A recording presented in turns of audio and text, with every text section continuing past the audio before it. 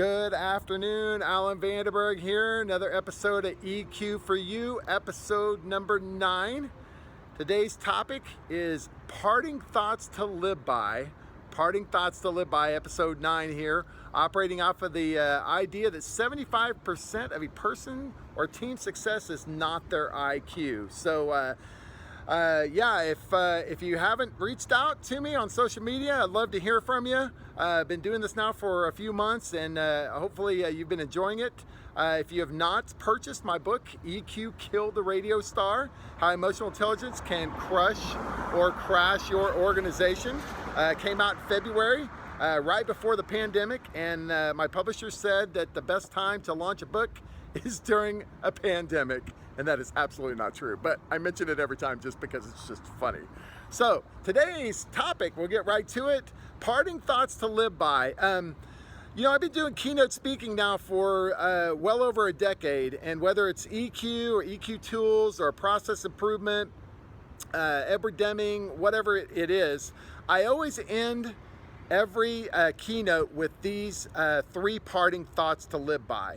And so I thought I'd kind of talk about them today in our episode of EQ for You. So number 1 is find what you do in life and just do that. You can't be everything to everybody. So several years ago in my career, I was working and I received at the very same time 2 different kinds of feedback from 2 different people. One person was telling me, Alan, you need to tone it down. Don't be so energetic. Don't be so happy. And I thought that was a little weird, but I heard it and I received the feedback. Meanwhile, I had another coworker that was thanking me so much for bringing energy. They said, Alan, the last person who did this job was completely dead. They were boring. It was incredibly how boring they were. So while I appreciated the feedback from both sides, I had to be me. I had to bring me to the table. And so that's what I did. I took that information, and even though it was conflicting, I was like, you know what? I need to be me. And that's who I am. So people often ask me, what do you do for a living? And my answer is, I do business development and people development. And I don't believe you can do one without the other. So find what you do in life and just do that. You can look to others for information, for inspiration and things like that. But you cannot be comparing yourself to other people, because when you compare to other people, it's futile. Ever heard the saying, be yourself, because everyone else is taken? And so this journey that we're on, sometimes I ask people, say, so what do you do? And the reason why I ask is because I'm not for sure what I'm doing. This is a lifelong journey.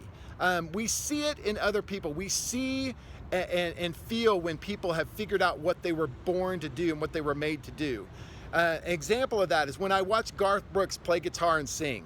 You just look at him and you see the smile on his face and the energy and the happiness that he has, and you know that for him, he has found what he was made to do. I have a friend who's a really good friend. His name is Dean, and he is a woodworker, master craft woodworker. He's incredible. And the joy that you see in him when he's doing that kind of work, and of course what you see afterwards, is just amazing. It's like artwork what he does with woodworking. He's found what he does in life and what he was made to do. So that's number 1. Find what you do in life and just do that. Number 2, don't let anyone or anything steal your joy or your happiness. I'm a high I on the DISC profile, so I want everybody to like me. And so for me, this one is a hard one, is to not allow people to steal my joy or my happiness. I had a professional coach one time. Her name is Chris Plackey. She's out on the web. She does podcasts, chrisplackey.com. She's incredible. And she was my coach for a while.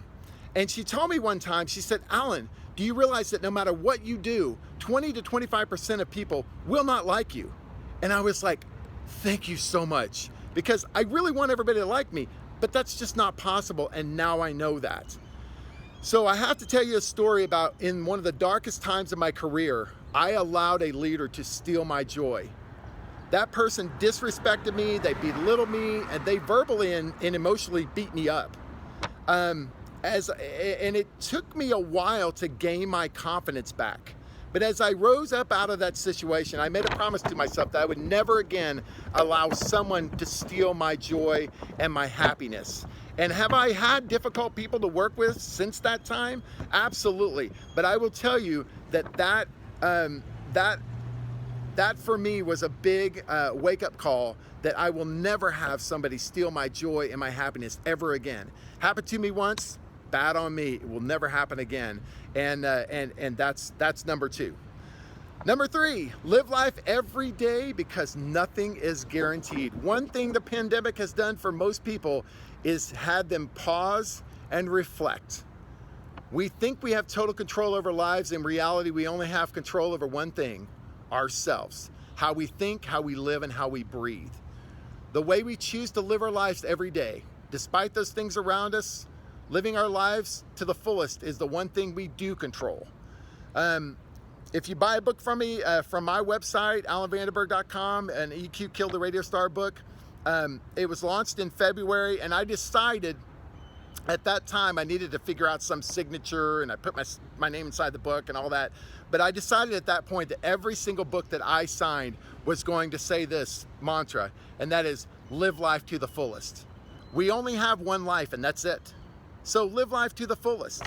So in review, when I'm ending up and finishing up my parting thoughts for any keynote speech that I do, I mention 3 things as a parting thought. One is, find what you do in life and just do that. You can't be everything to everybody. Number 2, don't allow anyone or anything to steal your happiness and your joy. And number 3, live life to the fullest because nothing is guaranteed.